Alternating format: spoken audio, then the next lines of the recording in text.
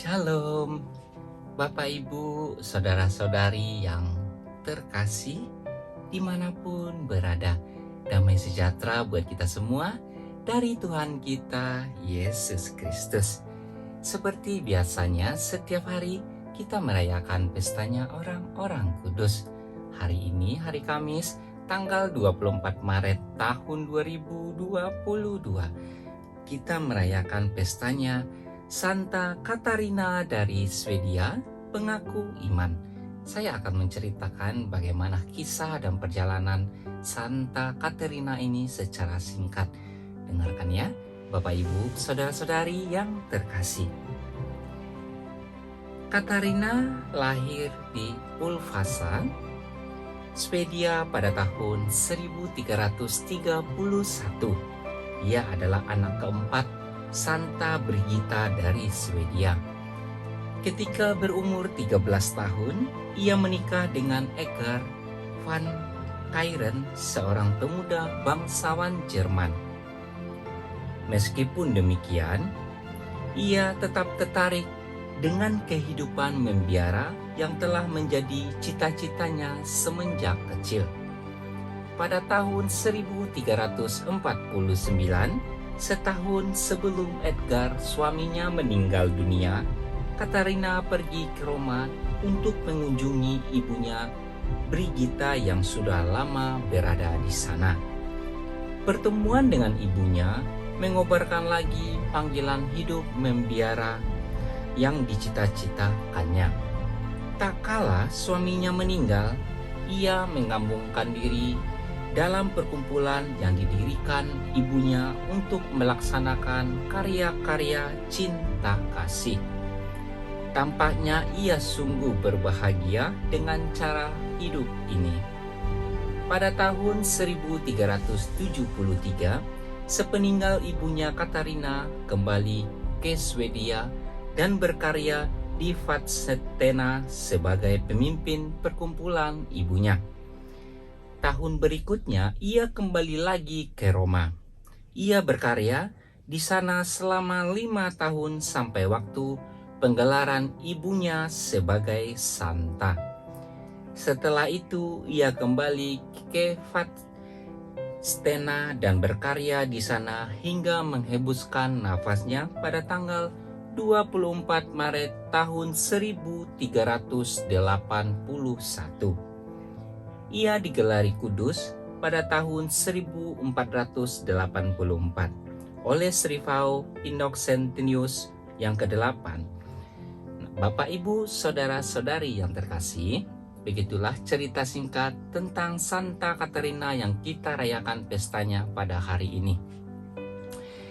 Di mana panggilan jiwa yang memang itu adalah panggilan dari Tuhan tidak akan bisa kita tinggalkan.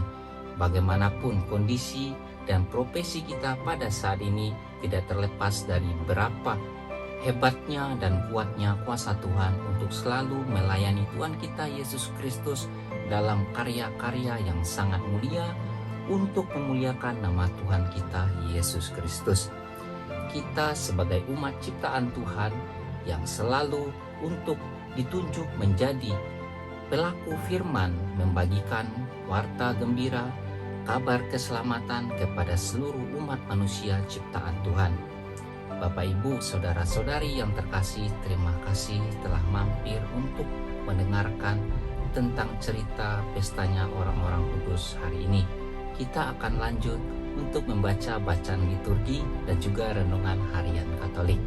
Terima kasih, Tuhan Yesus memberkati. Amin.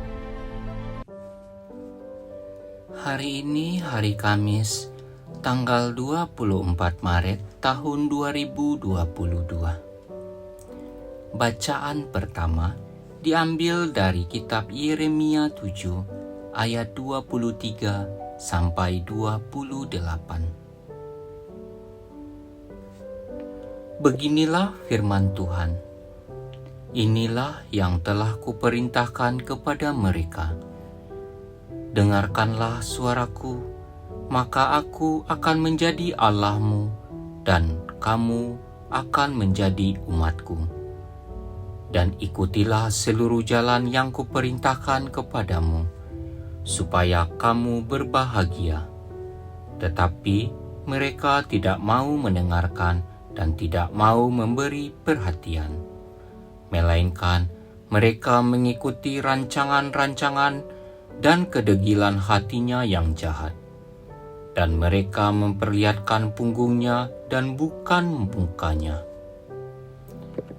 Sejak nenek moyangmu keluar dari tanah Mesir sampai waktu ini, aku mengutus kepada mereka hamba-hambaku, para nabi, hari demi hari, terus-menerus. Tetapi mereka tidak mau mendengarkan kepadaku dan tidak mau memberi perhatian. Malahan mereka menegarkan tengkuknya, berbuat lebih jahat daripada nenek moyang mereka.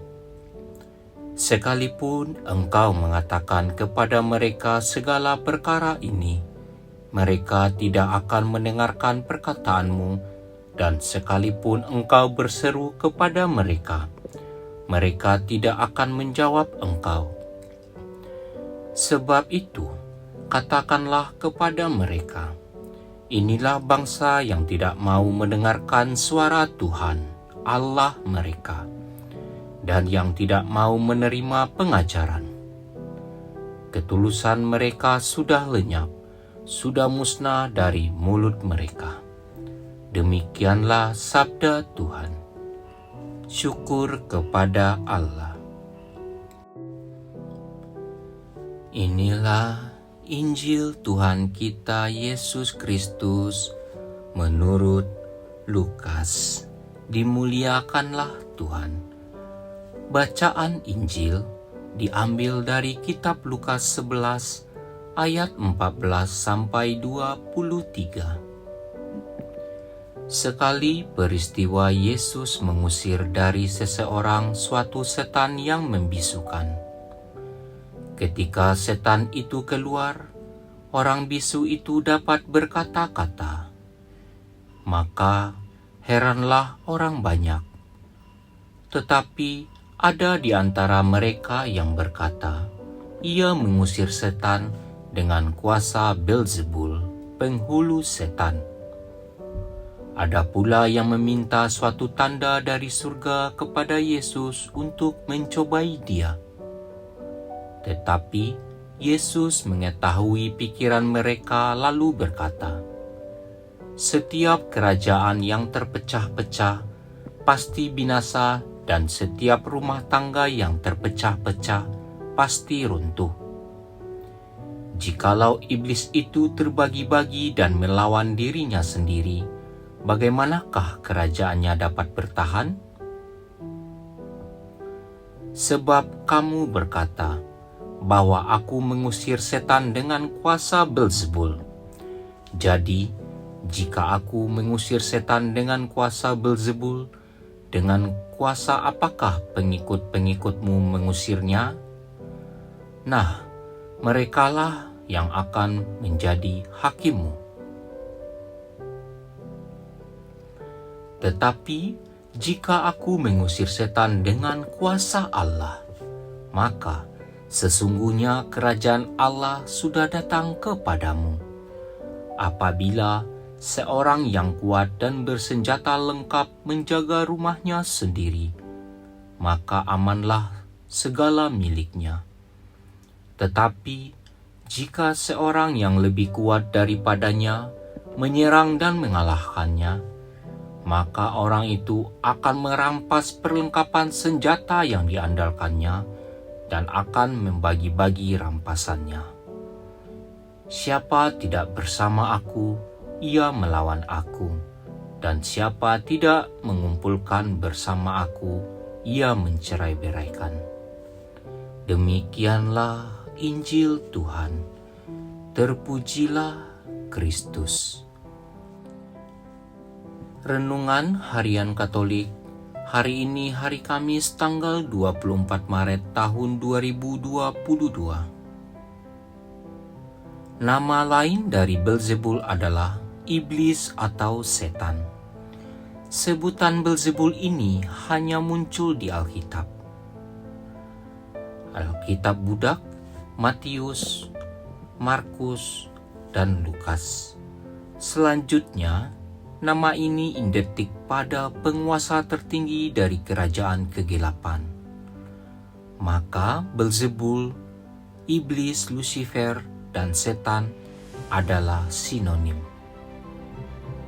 Bila kita lihat secara harafiah, Belzebul, Yunani Belzebul, berasal dari bahasa Aram yang dihubungkan dengan bahasa Ibrani Baal Zevuh, yaitu kata Baal yang berarti Baal atau Tuhan dan kata Zefuf lalat. Belzebul harafiah majikan dari lalat adalah ilah orang Filistin yang disembah di kota Ekron dalam Perjanjian Lama. Tindakan Yesus mengusir roh jahat merupakan hal yang lazim di kalangan orang Yahudi. Maka muncul fitnah dan anggapan bahwa Yesus mengusir roh jahat sebangsanya.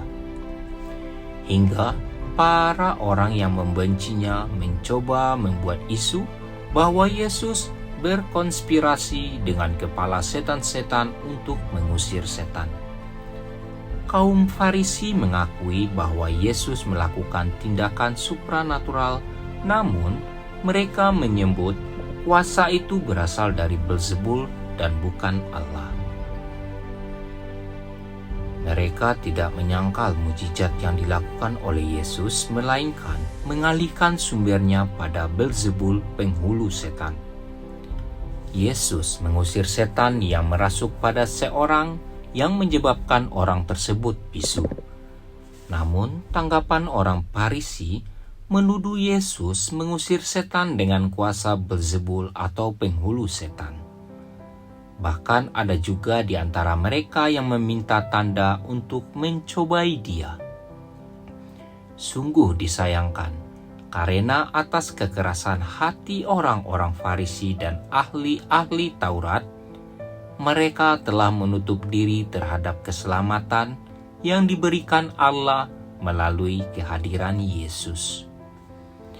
Mujizat penyembuhan Yesus dianggap sebagai perbuatan gaib semata, bahkan disamakan seperti yang dilakukan nabi-nabi palsu yang berjumlah 450 orang banyaknya pada zaman Elia.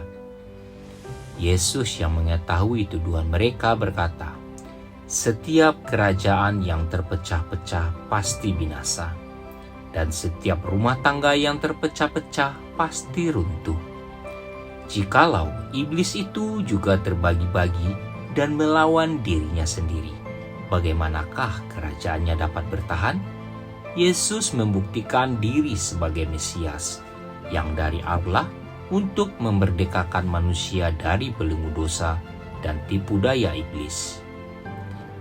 Hanya orang yang menyadari kebenaran ini dan mengakuinya lah yang dapat mengalami kuasa Tuhan yang memerdekakannya dari belenggu dan tipu daya iblis. Semoga demikian. Amin.